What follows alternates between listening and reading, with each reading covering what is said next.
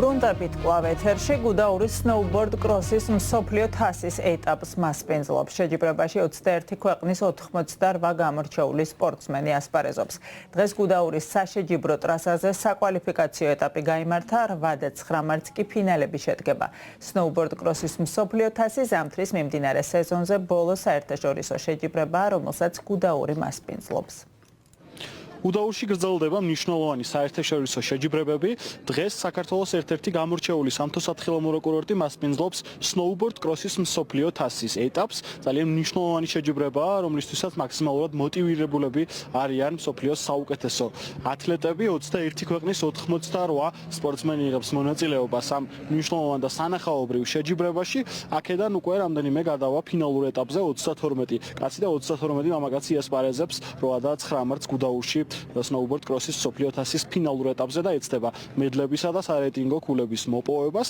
აქ ისეთი გამორჩეული სპორტსმენები არიან ჩამოსულები, როგორიც არის ოლიმპიური ჩემპიონი იტალიელი მიკელა მოიოლი, ასევე კაცთა რიგში არის ჩამოსული გამორჩეული სპორტსმენი იაკობ დუსეკი, რომელმაც ბაკურიანში მოიპოვა პირველად მსოფლიო ჩემპიონის ტიტული მსოფლიო ჩემპიონატზე ფრისტაილის ფრისკსა და სნოუბორდის და ძალიან მნიშვნელოვანი იყო, რა თქმა უნდა, მისთვის ეს წარმატება, რაც შეეხება დღევანდელ გამოსვლას, წარმატებითი ასპარეზა სპორტსმენებმა, როგორც აღნიშნეს, მათი განწყობა შესანიშნავია, კარგი ამინდი დაემთხვა ასპარეზობას, ტრასაც მათი თქმით ჩვენივად არის მომზადებული და უკვე ფინალისტები იქნებიან მაქსიმალურად მზად, რომ ხვალ იასპარეზონ მსოფლიო თასის ეტაპზე. ჩვენ გავესაუბრეთ მიკელა მოიოლის და ჰიუ ნაითინგეილს, რომელმაც ასევე მსოფლიო ჩემპიონატზე შეძლო ბაკურიანში ტიტულის მოპოვება.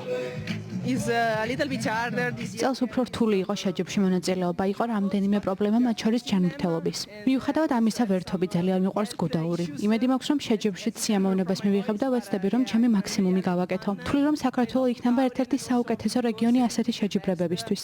აქ მთები მაღალია, დიდი თოვლიცაა და ხალხი ძალიან მეგობრულია. მაყოფილი ვარ დღევანდელი შედეგით. ვთვლი, რომ საკმაოდ რთული იყო, თუმცა კვალიფიკაცია გავიარეთ და ფინალში ვიქნები. საქართველო ძალიან მომწონს, დიდი სიამოვნებით დაბრუნდებოდი შემდეგი შეჯიბრებებისთვის. მინდა რომ ზაფხულშიც ჩამოვიდე და ვნახო როგორია აქაურობა იმ სეზონზე.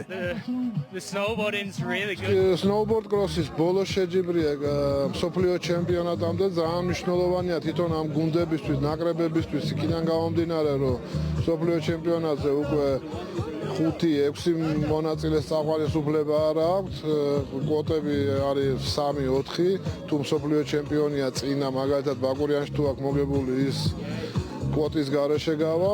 აქედან გამომდინარე თვითონ ნაკრებებში შიგნით არის დიდ ნაკრებებში შეჯიბრება, ვინ წავა ეს 4 კაცი მსოფლიო ჩემპიონატზე, რომელიც შემდეგ კვირას იწყება. სნოუბორდ კროსის მსოფლიო თასის ეტაპი ბოლო საერთაშორისო შეჯიბრებაა, რომელსაც გუდაური და საქართველო მასპინძლობს მიმდინარე ზამთრის სეზონზე. აქამდე აქ ჩატარდა სკი კროსის მსოფლიო თასის ეტაპი და ასევე შეჯიბრებები მსოფლიო თასის ეტაპზე მოგულში. საკმაოდ სანახაობრივი შეჯიბრებები იხილა გულშემატკივარმა. 8 და 9 მარტს სნოუბორდ კროსის ფინალური ეტაპები გაიმართება, ხოლო რაც შეეხება ზოგადად საქართველოში გამართულ შეჯიბრებებს, გუდაურმა წელს უმასპინძლა 300-მდე გამორჩეულ ათლეტს და მოსალოდნელია, რა თქმა უნდა, რომ მომდევნო წლებშიც მნიშვნელოვანი შეჯიბრებები გაიმართოს საქართველოს გამორჩეულ სამთო-სათხილამურო კურორტებში საერთაშორისო სათხილამურო ფედერაციის ეგიდით გამართული ტურნირები.